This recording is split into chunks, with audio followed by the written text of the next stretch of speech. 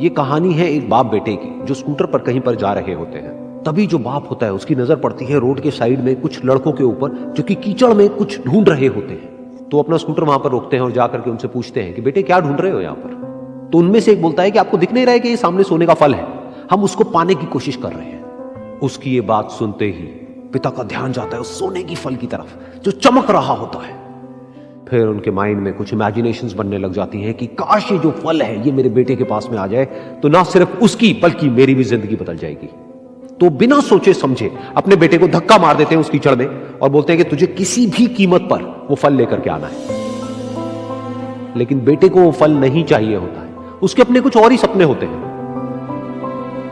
वो बहुत कोशिश करता है अपने पिता को ये समझाने की कि मेरी खुशी इस फल में नहीं है, मेरी खुशी कहीं और है, मेरे सपने कुछ और है।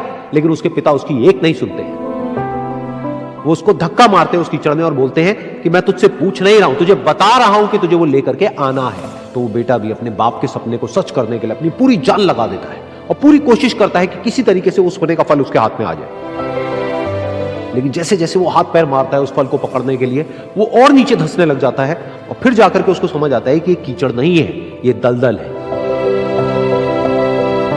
वो चीखता है, चिल्लाता है, अपने पिता को आवाज लगाता है, लेकिन उसके पिता उसकी एक नहीं सुनते।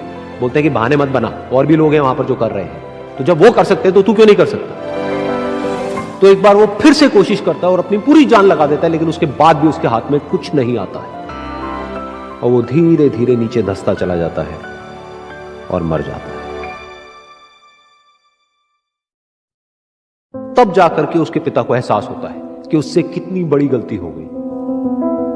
वो वहीं बैठ करके रो रहा होता है, चीख रहा होता है, चिल्ला रहा होता है। तभी वहां पर एक साधु आता है और वो साधु उस आदमी से पूछता है कि तुम क्यों रो रहे हो। फिर वो आदमी उस सोने के फल की तरफ इशारा करते हुए उस साधु को अपनी पूरी बात बताता है और बोलता है कि इसमें मेरी क्या गलती है, मैंने तो जो कुछ भी किया अपने बेटे की खुशी के लिए किया। तो वो साधु उस फल को ध्यान से देखता है और उस आदमी को कहता है जिस सोने के फल की वजह से तुमने अपने बेटे को गवा दिया, कम से कम एक बार ध्यान से उसकी तरफ देखा तो होता कि वहां पर कोई फल है भी या नहीं।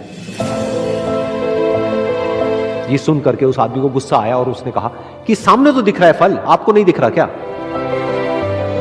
तब वो साधु उस कीचड़ के ऊपर एक पेड़ होता है जिसकी तरफ इशारा करते हैं और बोलते हैं कि वो जिसे तुम देख रहे हो वो उस फल की परछाई है, असली फल वहां पर उस पेड़ के ऊपर है।